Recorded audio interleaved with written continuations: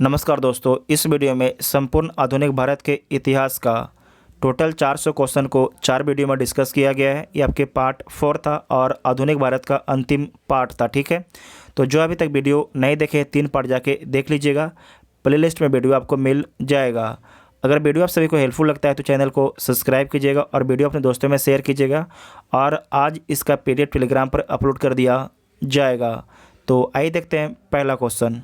दांडी की यात्रा की गई, तो दांडी की यात्रा 1930 में किया गया है। महात्मा गांधी जो है 12 मार्च 1930 को नमक सत्याग्रह प्रारंभ करते हैं। और आपको याद रखना, जो नमक सत्याग्रह है ये साबरमती आश्रम से शुरू होता है और इसमें टोटल 80 गांधी के साथी आपके शामिल थे। और टोटल 24 दिन के यात्रा के बाद 6 अप्रैल 1930 को दांडी पहुंचते हैं, जहां पर नमक कानून का उल्लंघन कर, नमक कानून को तोड़ के जो है औपचारिक रूप से सवर्ण अवज्ञा आंदोलन प्रारंभ किया जाता है। तो आपको याद रखना, जो दांडी लोकेशन है ये गुजरात का ही एक समुद्री लोकेशन है, इसे नोट कर लीजिएगा। और साथ ही एक नेक्स्ट पॉइंट है कि तमिलनाडु में सवर्ण अवज्ञा आंदोलन का नेतृत्व किसके द्वारा किया गया था, तो सी राजगोपालाचारी के द्वारा किया गया था। 1930 में महात्मा गांधी ने सवर्ण अवज्ञा आंदोलन कहाँ से प्रारंभ किया था, तो साबरमती आश्रम से प्रारंभ किया था। नमक सत्याग्रह के दौरान बिहार में लोगों ने नमक बनाने के साथ साथ किस कर के विरोध के द्वारा सरकार का विरोध किया, तो चौकीदारी कर के विरोध के द्वारा जो है सवर्ण अवज्ञा आंदोलन का समर्थन किया गया, सरकार का विरोध किया गया है। ठीक है, नेक्स्ट पॉइंट है दांडी यात्रा कितने दिन चली, तो दांडी यात्रा टोटल 24 दिन चलता है। 1929 में खुदाई खिदमतगार को किसने संगठित किया, जो खुदाई खिदमतगार है किसके द्वारा संगठित किया गया था, तो ये संगठित किया गया था अब्दुल गफ़ार खां के द्वारा, अब्दुल गफ़ार खां के द्वारा। और आपको याद रखना है कि जो खुदाई खिदमतगार है इसे लाल कुर्ती, रेड शर्ट भी बोला जाता था। ठीक है, वेरी वेरी इंपॉर्टेंट पॉइंट है। और यहाँ पर देखिए लिखा भी गया होगा और कुछ नीचे में इसे पढ़ लीजिएगा एक बार। ठीक है, आप लोग पढ़ लीजिएगा एक बार।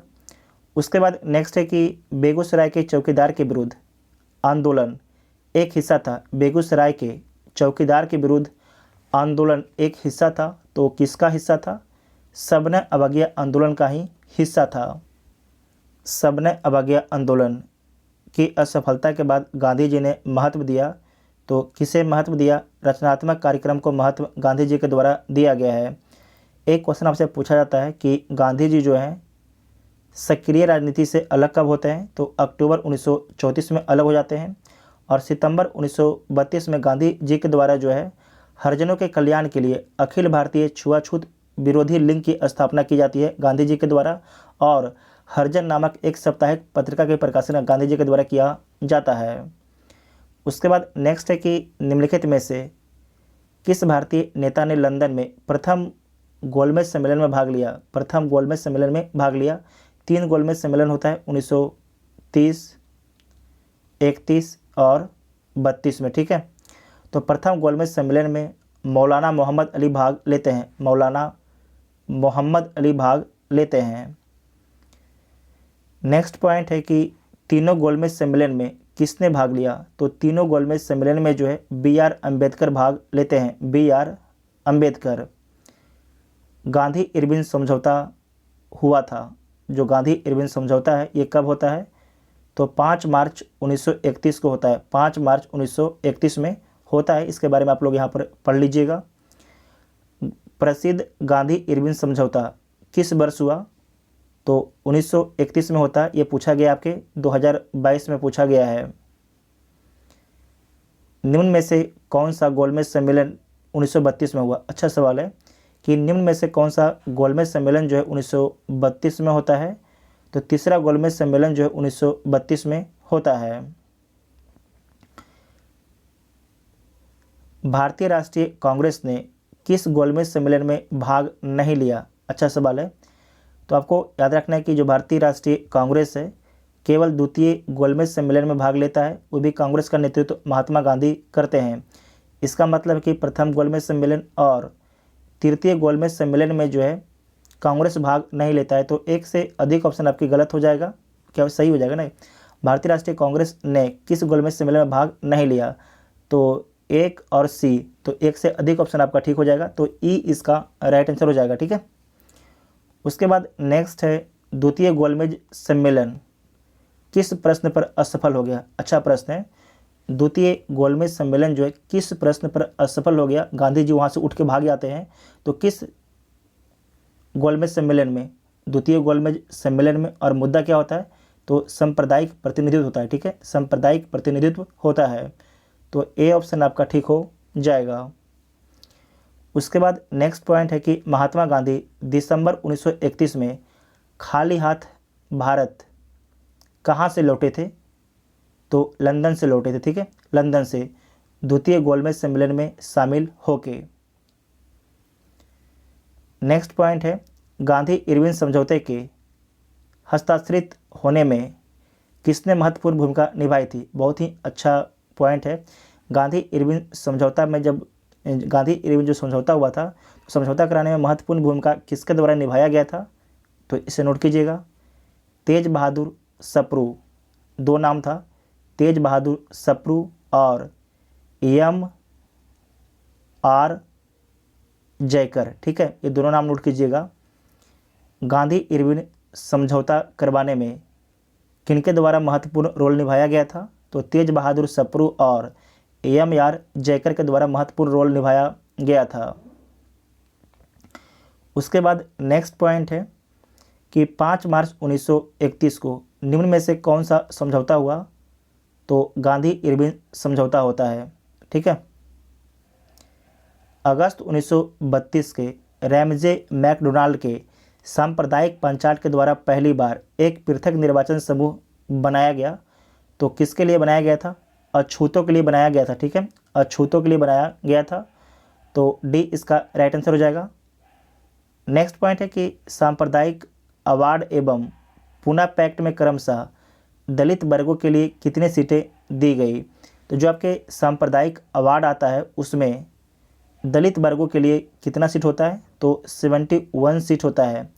जबकि जब आपके पूना पैक्ट होता है, पूना पैक्ट के बाद 148 सीट दिया जाता है दलित वर्ग को। ठीक है, पूरे भारत के विधानसभा में जो है 148 सीट दिया जाता है, 71 के बदले 148 सीट दिया जाता है पूरे भारत के विधानसभा में दलितों को, तो बी ऑप्शन आपका ठीक हो जाएगा। ठीक है,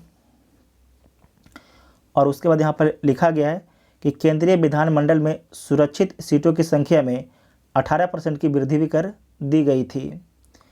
पूना समझौता का उद्देश्य क्या था, जो पूना समझौता है उसका पीछे उद्देश्य क्या था, तो दलित वर्गों को प्रतिनिधित्व देना इसका उद्देश्य था।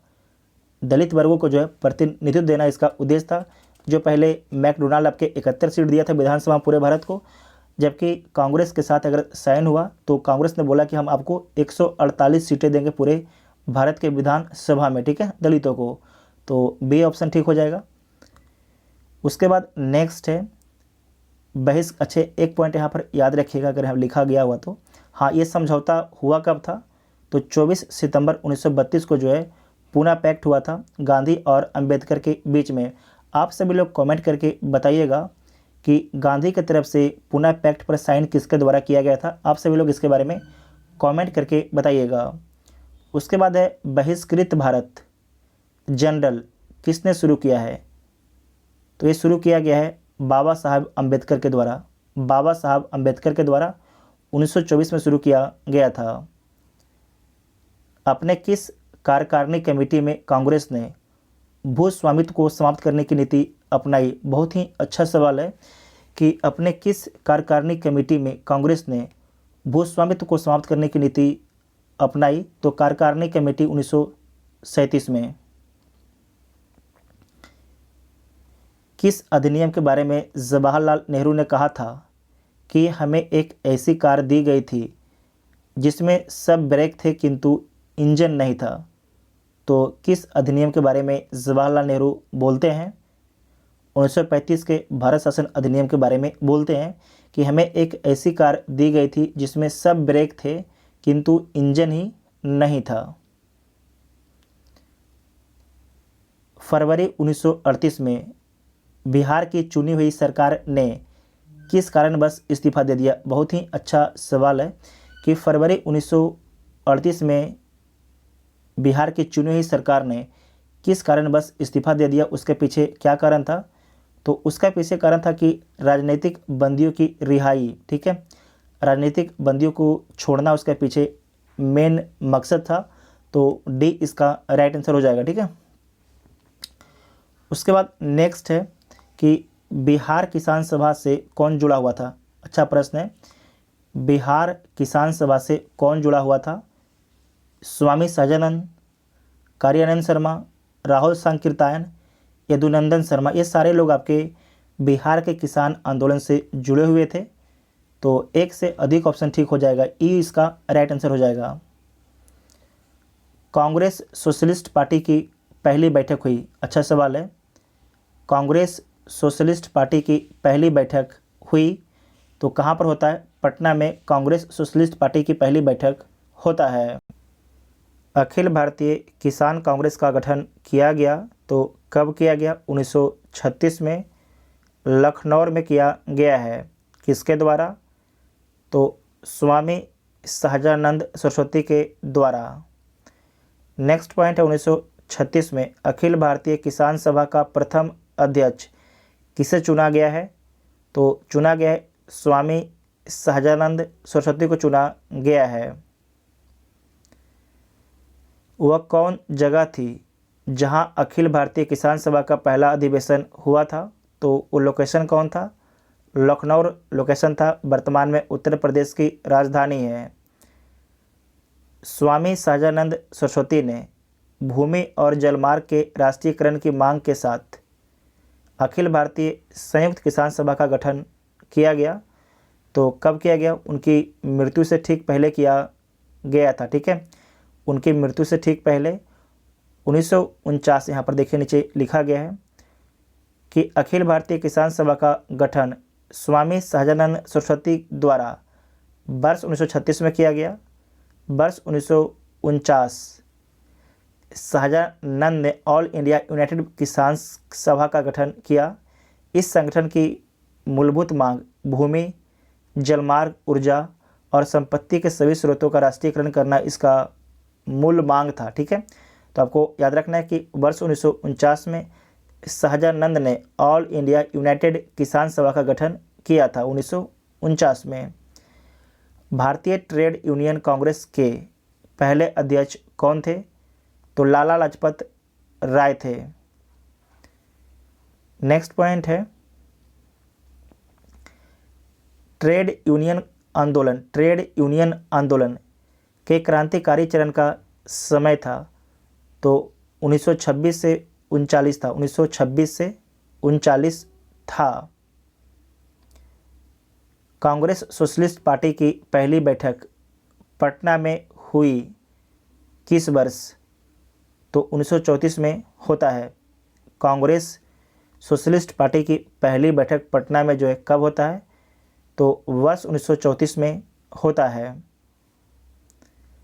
जयप्रकाश नारायण ने किस पार्टी से संबंधित थे। जयप्रकाश नारायण जो है किस पार्टी से संबंधित थे, तो इनका संबंध कांग्रेस समाजवादी पार्टी से इनका संबंध था। जो कांग्रेस समाजवादी पार्टी है इसकी स्थापना 1934 में पटना में होता है और इसके संस्थापक आचार्य नरेंद्र देव एवं जयप्रकाश नारायण इसके संस्थापक होते हैं।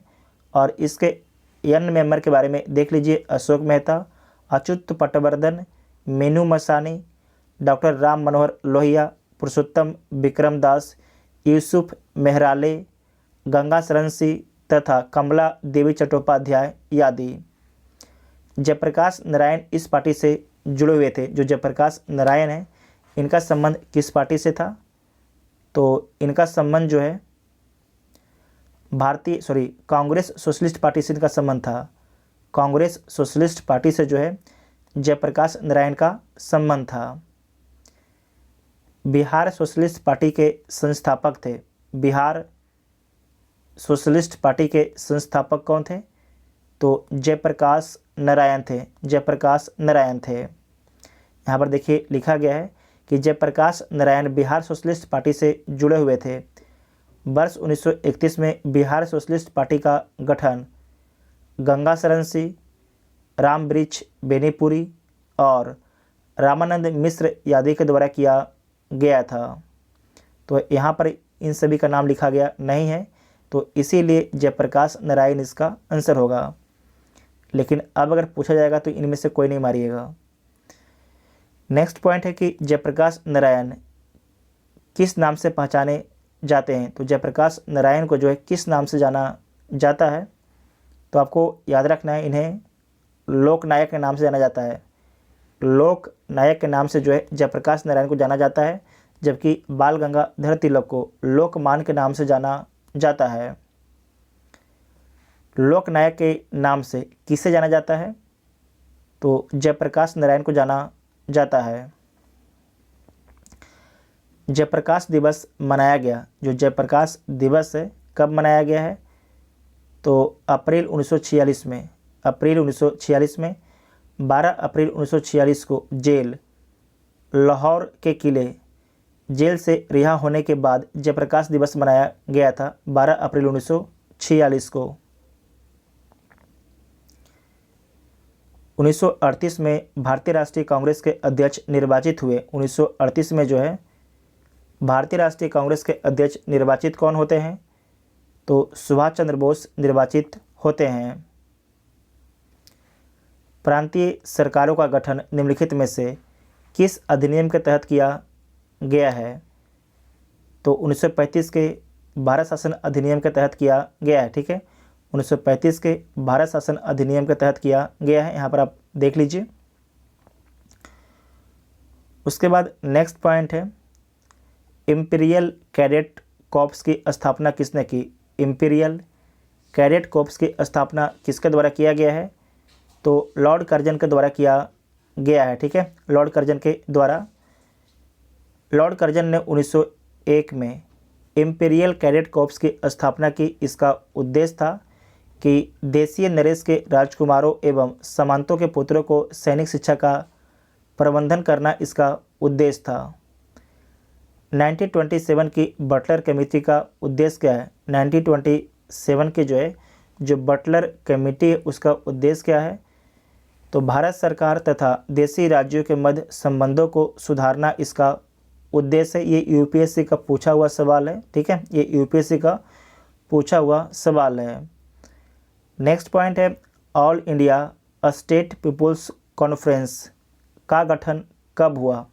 All India state peoples conference का गठन कब हुआ, तो 1927 में होता है। 1927 में होता है। द्वितीय विश्व युद्ध के समय ब्रिटेन का प्रधानमंत्री कौन था। बहुत ही अच्छा सवाल है। जब द्वितीय विश्व युद्ध चल रहा था 1939 से 45 के बीच, तो इस समय ब्रिटेन के प्रधानमंत्री कौन थे, तो विंस्टन चर्चिल थे। ठीक है, विंस्टन चर्चिल थे। सीमांत गांधी के नाम से कौन जाने जाते हैं, तो सीमांत गांधी के नाम से कौन जाने जाते हैं, तो आपको याद रखना है खान अब्दुल गफ़ार खान को जाना जाता है। ठीक है, खान अब्दुल गफ़ार खान को जाना जाता है। खान अब्दुल गफ़ार खान को सीमांत गांधी के नाम से जाना जाता है। तो इनमें से कोई नहीं हो जाएगा। ठीक है, इनमें से कोई नहीं हो जाएगा। नो और नेवर पंपलेट किसने लिखा है। नो और नेवर जो पंपलेट है ये किसके द्वारा लिखा गया है, तो रहमत अली के द्वारा लिखा गया है। ठीक है, रहमत अली के द्वारा लिखा गया है। इसके बारे में पढ़ लीजिएगा, ये वेरी वेरी इंपॉर्टेंट पॉइंट है।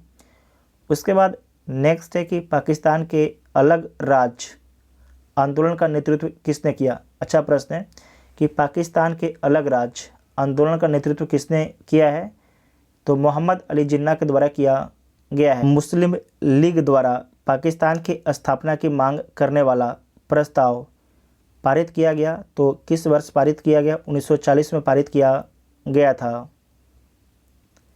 महात्मा गांधी द्वारा 1940 में प्रारंभ किए गए व्यक्तिगत सत्याग्रह के दूसरे सत्याग्रही कौन थे, तो पहला कौन थे, पहला आपके विनोबा भावे थे, दूसरा जवाहरलाल नेहरू थे, तीसरा ब्रह्मदत्त, तीसरा आपके ब्रह्मदत्त।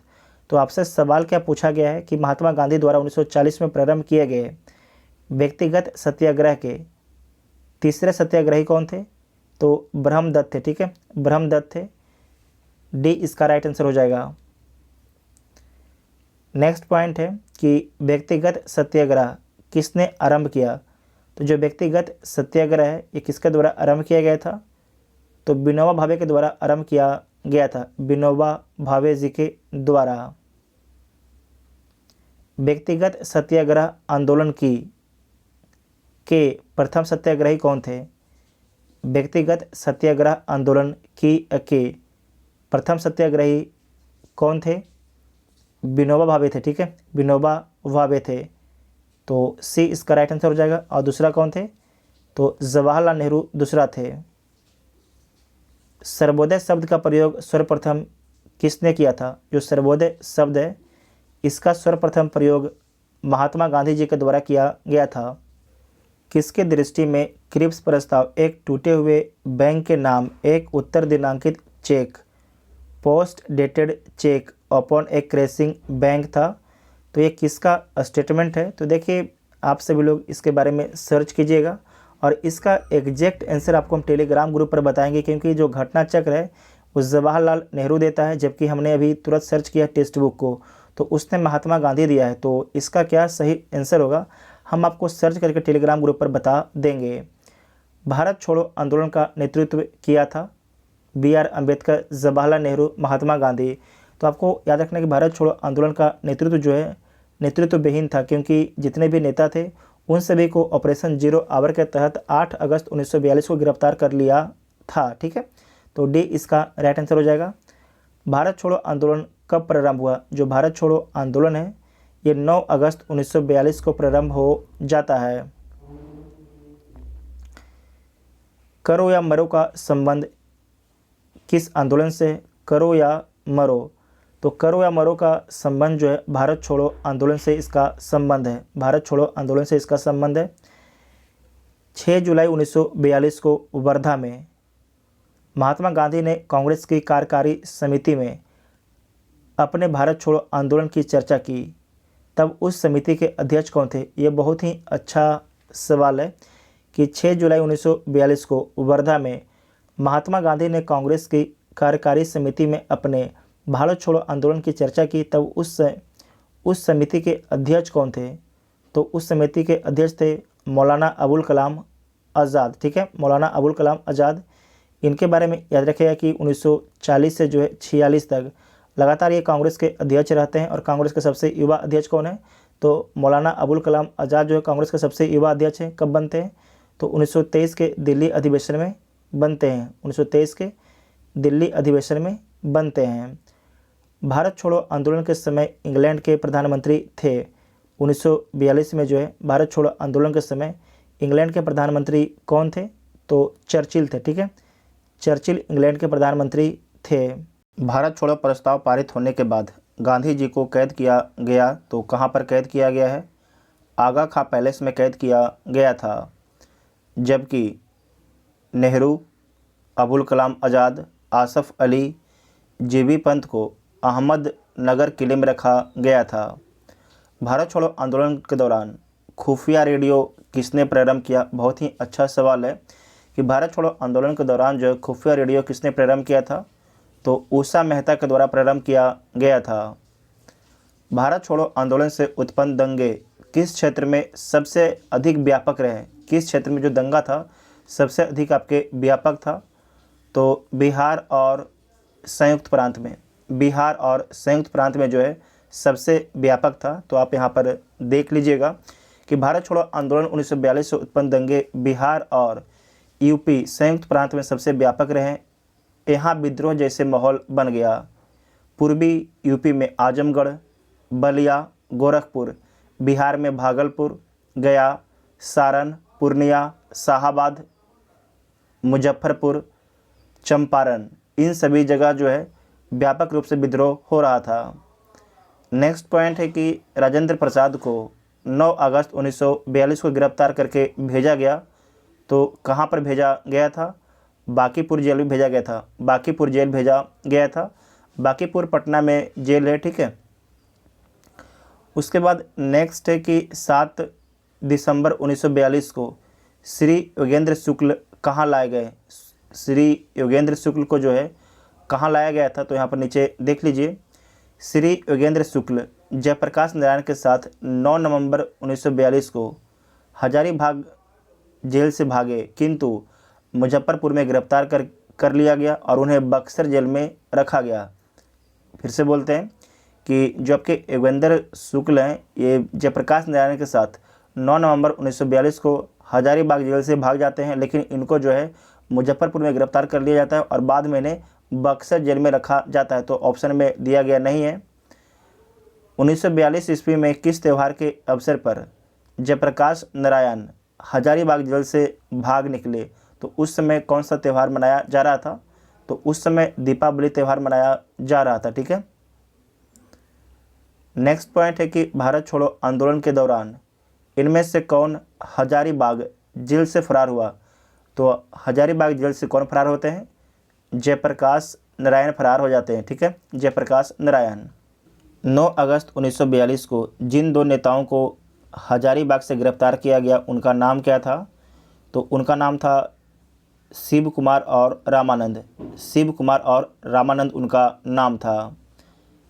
महात्मा गांधी तथा उनके सहयोगियों की 1942 में हुई धरपकड़ से बिहार में बहुत दंगे हुए। इसमें रेल सेवा पूर्ण रूप से ठप हो गई। उसमें अधिकतम प्रभावी जिला कौन है, तो जो आपके बिहार है, बिहार में अधिकतम प्रभावित जिला कौन है, तो पटना सबसे अधिक प्रभावित होता है। जयप्रकाश नारायण को राष्ट्रीय स्तर के नेता की पहचान किस संदर्भ में मिली। बहुत ही अच्छा सवाल है कि जयप्रकाश नारायण को जो राष्ट्रीय स्तर के नेता की पहचान किस संदर्भ में मिलता है, तो किस संदर्भ में मिलता है, भारत छोड़ो आंदोलन के दौरान, भारत छोड़ो आंदोलन के दौरान मिलता है। ठीक है। उसके बाद नेक्स्ट पॉइंट है कि आज़ाद दस्ता बिहार में किस आंदोलन के दौरान सक्रिय रहा। बहुत ही अच्छा सवाल है। आज़ाद दस्ता बिहार में किस आंदोलन के दौरान सक्रिय रहता है, तो भारत छोड़ो आंदोलन के दौरान आपके सक्रिय रहता है, तो डी इसका राइट आंसर हो जाएगा। और इससे जयप्रकाश नारायण का संबंध है। कौन सी घटना सबसे पहले हुई, तो देख लीजिए सबसे पहले कौन सी घटना होती है, भारत छोड़ो आंदोलन का प्रस्ताव। भारत छोड़ो आंदोलन का प्रस्ताव ये कब आता है, तो अगस्त में आता है, अगस्त 1942 में आता है। ठीक है। क्रिप्स मिशन कब आता है, तो ये मार्च में आता है, मार्च 1942 में आता है। उसके बाद है गवर्नर जनरल के पद पर लॉर्ड बेबल का आगमन कब होता है। जो लॉर्ड बेबल है इसका आगमन कब होता है, तो अक्टूबर 1943 में होता है, अक्टूबर 1943 में होता है। उसके बाद है कि कैबिनेट मिशन का भारत में आगमन कब होता है, तो ये आपके 1946 में आता है। ठीक है।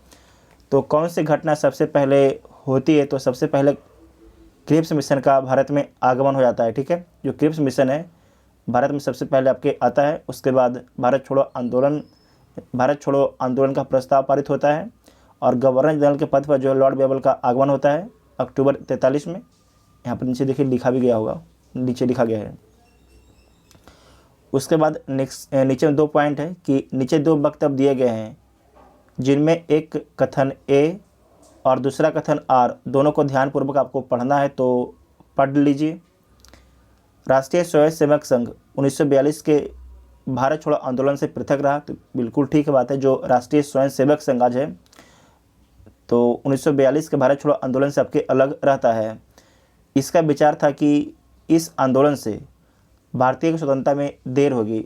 ऐसा कुछ भी नहीं था। ये लोग सोचता था कि भारतीय लोग जो हैं कभी अंग्रेज को हरा ही नहीं पाएंगे। ठीक है। तो आपके ए सही है और आर गलत है। देखिए ए सही है और आर गलत है। ठीक है। तो सी इसका राइट आंसर हो जाएगा। और ये लोग जो राष्ट्रीय स्वयंसेवक संघ है ये अंग्रेजों का भारी चाटुकार था। ठीक है। तो कैसे अंग्रेजों के विरुद्ध जा सकता था, कभी नहीं जाता। ठीक है। उसके बाद नेक्स्ट क्वेश्चन है भारतीय राष्ट्रीय सेना की स्थापना किस वर्ष हुई, तो भारतीय राष्ट्रीय सेना की स्थापना 1942 में होता है। मार्च 1942 में जो है रास बिहारी बोस ने टोक्यो में एक सम्मेलन का आयोजन किया जिसमें भारतीय राष्ट्रीय सेना या आज़ाद हिंद फौज के गठन का निर्णय किया। आज़ाद हिंद फौज में प्रमुख रूप से वह भारतीय शामिल थे, वो भारतीय सैनिक थे जिन्होंने सिंगापुर के पतन के पश्चात जापानी सेनाओं के समक्ष अपना जो है आत्मसमर्पण किया था। नेक्स्ट पॉइंट है कि इनमें से 1945-46 में दिल्ली में हुए INA के मुकदमे के पक्ष में पेश हुए वकील थे। बहुत ही अच्छा ये सवाल है। इनमें से 1945-46 में दिल्ली में हुए INA के मुकदमे के पक्ष में पेश हुए वकील थे। तो कौन कौन आपके वकील थे? तो आपको याद रखना है कि भोला भाई देसाई के नेतृत्व में आपके जो वकील हैं वो पेश होते हैं। ठीक है, तो बी इसका राइट आंसर हो जाएगा। यहाँ पर नीचे में आप देख लीजिए कि वर्ष 1945 में लाल किले में आज़ाद हिंद फौज के सिपाहियों के प्रसिद्ध मुकदमे की पैरवी कैलाश नाथ काटजू, सर तेज बहादुर सप्रू, जवाहरलाल नेहरू, भोला भाई देसाई आदि कर रहे थे। वकीलों के इस समूह की अध्यक्षता जो है भोला भाई देसाई कर रहे थे। जो अध्यक्षता वकीलों की भोला भाई देसाई कर रहे थे। आज़ाद हिंद सरकार के निर्माण की घोषणा की गई। तो निर्माण की घोषणा कब की जाती है? 21 अक्टूबर 1943 को। 21 अक्टूबर 1943 को। तो सी ऑप्शन आपका ठीक हो जाएगा। नेक्स्ट पॉइंट है कि 1943 में जो है आज़ाद हिंद फौज अस्तित्व में आया। तो कहाँ पर आता है? सिंगापुर में आता है। ठीक है, सिंगापुर में आता है। INA किसके दिमाग की उपज थी और किसने इसकी स्थापना की? तो ये किसके दिमाग का उपज था? डॉक्टर मोहन सिंह के दिमाग का उपज था। डॉक्टर मोहन सिंह के दिमाग का ये उपज था। ठीक, फॉरवर्ड ब्लॉक की स्थापना किसने की है? तो सुभाष चंद्र बोस के द्वारा फॉरवर्ड ब्लॉक की स्थापना किया गया है मार्च 1939 में। ठीक है, मार्च 1939 में किया गया है। फॉरवर्ड ब्लॉक किसके द्वारा स्थापित किया गया है? तो सुभाष चंद्र बोस के द्वारा स्थापित किया गया। ये क्वेश्चन पूछा गया 2022 में और इसका पहले पूछा गया था 2000 में, 2008 में, अब पूछा गया 2022 में। सुभाष चंद्र बोस के नाम के पहले सम्मान सूचक नेताजी किस देश में जोड़ा गया है? तो जर्मनी देश में जोड़ा गया है, जर्मनी के विदेश मंत्रालय के द्वारा। ठीक है, जर्मनी के विदेश मंत्रालय के द्वारा। नेक्स्ट है सच्चिदानंद सिन्हा किसके साथ जुड़े हुए थे? जो आपके सच्चिदानंद सिन्हा है, इनका संबंध किससे था? भारत छोड़ो आंदोलन, दांडी मार्च, सवना अवज्ञा आंदोलन, इनमें से किसी में नहीं था। तो इनमें से किसी एक के साथ नहीं था। ठीक है, यहाँ पर नीचे लिखा गया है कि सच्चिदानंद सिन्हा जो उपरोक्त किसी आंदोलन से संबंध नहीं रखते थे। इन्होंने संविधान सभा के प्रथम अधिवेशन 9 दिसंबर 1946 में जो है सर्वसम्मति से अस्थायी अध्यक्ष चुने गए थे। इसके बारे में 2022 के एग्जाम में BPSC पूछ भी चुका है। ठीक है, कि प्रथम जो पहला आपके अधिवेशन होता है ये कब होता है? तो 9 दिसंबर 1946 को होता है। 9 दिसंबर 1946 को होता है। अखिल भारतीय फॉरवर्ड ब्लॉक की स्थापना के लिए सुभाष चंद्र बोस से कौन जुड़े और INA आंदोलन के साथ भी जुड़े रहे? तो उनका नाम क्या था?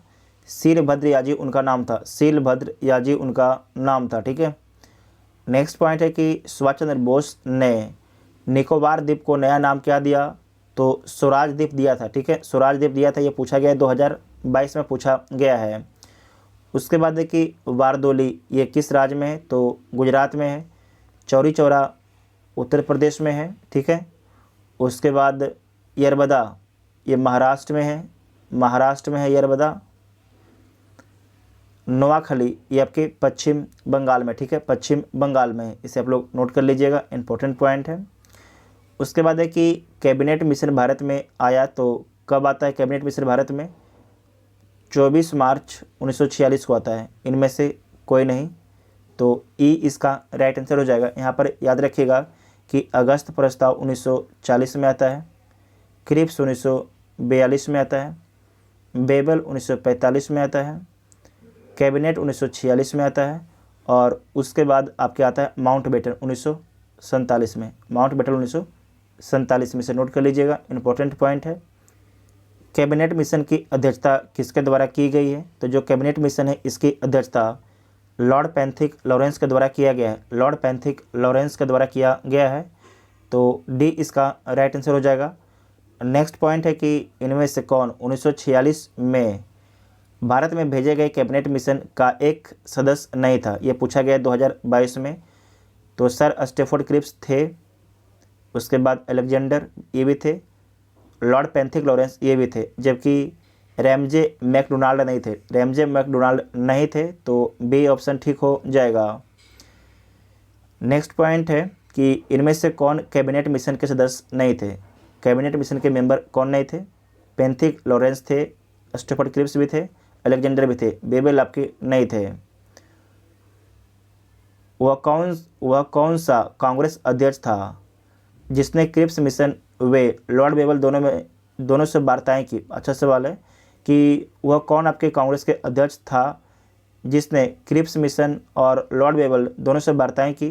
तो उनका नाम है अबुल कलाम आज़ाद। ठीक है, ये क्रिप्स कब आता है, तो क्रिप्स आपके मार्च 1942 में आता है, जबकि बेबल कब आता है 1945 में आता है। और आपको याद रखना है कि जो अबुल कलाम आज़ाद है वो आपके 40 से 46 तक कांग्रेस के अध्यक्ष रहते हैं। ठीक है, 40 से 46 नीचे लिखा भी गया होगा, यहाँ देखिए लिखा गया है 40 से 46 तक जो है कांग्रेस के अध्यक्ष रहते हैं।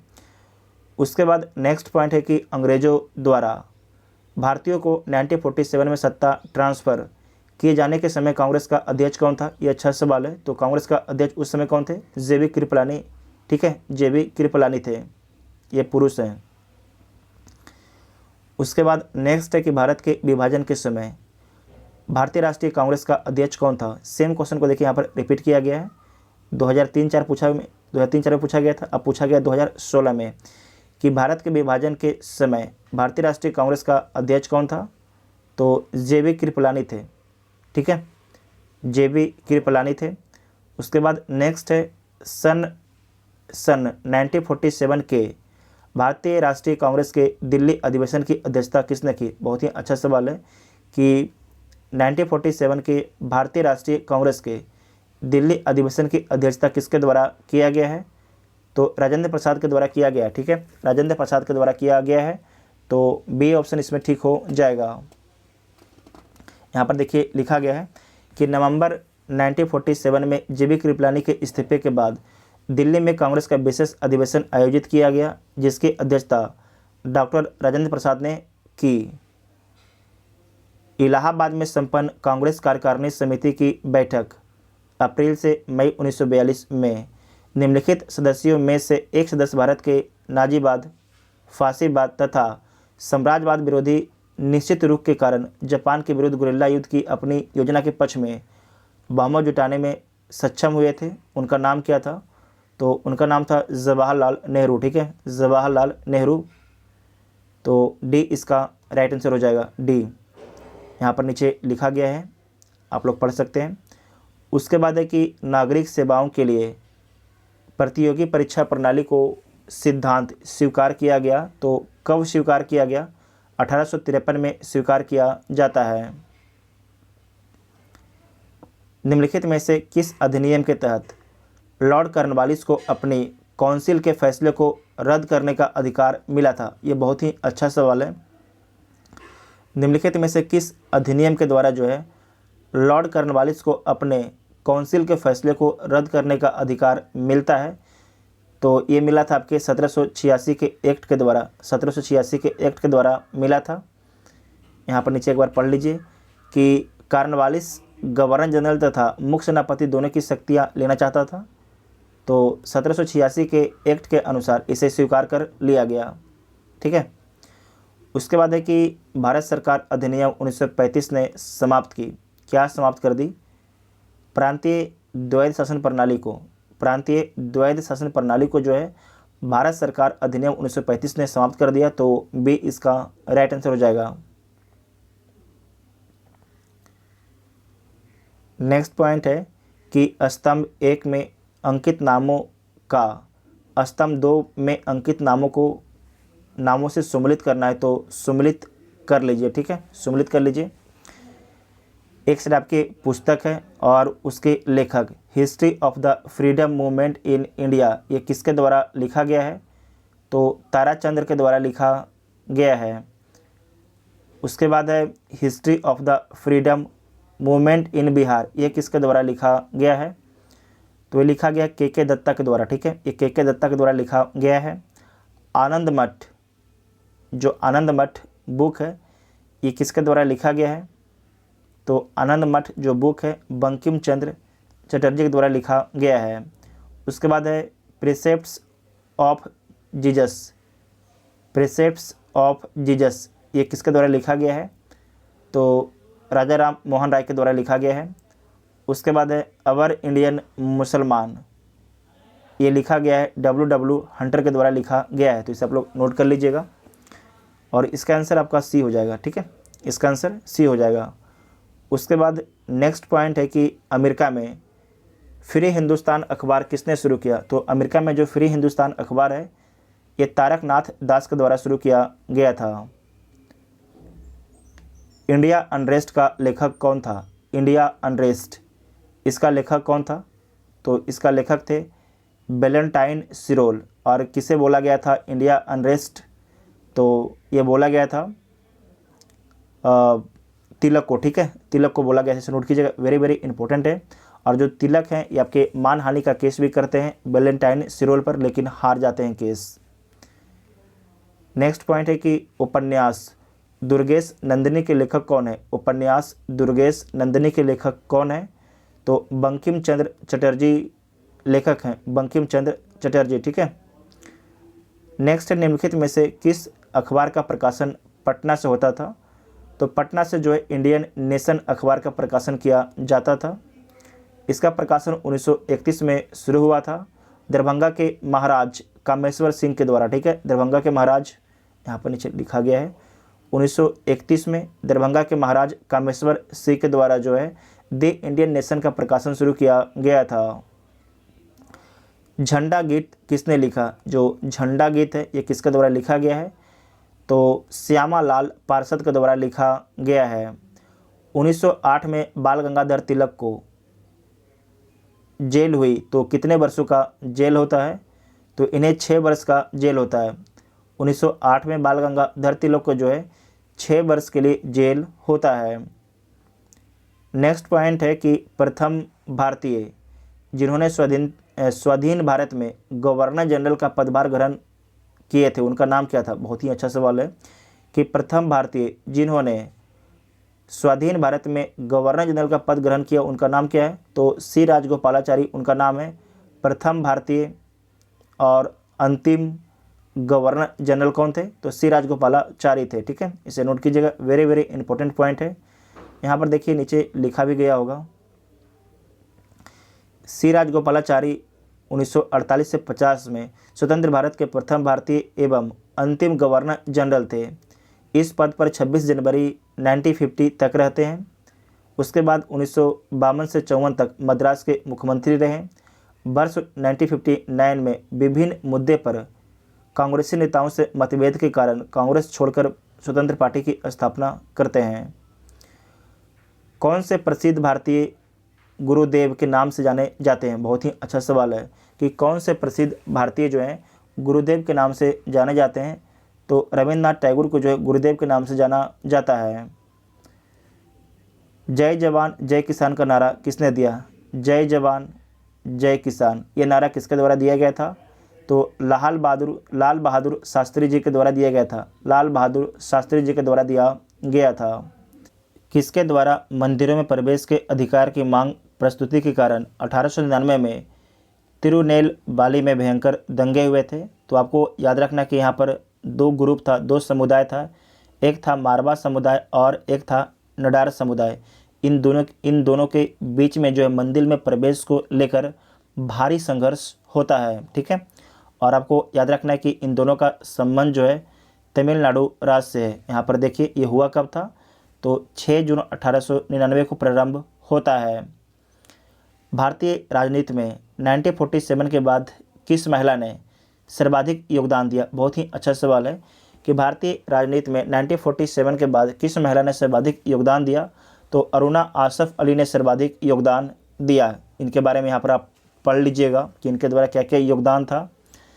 अंतरिम सरकार में वित्त मंत्री कौन थे? बहुत ही अच्छा सवाल है। अंतरिम सरकार में जो है वित्त मंत्री कौन थे? तो लियाकत अली खान थे, लियाकत अली खान।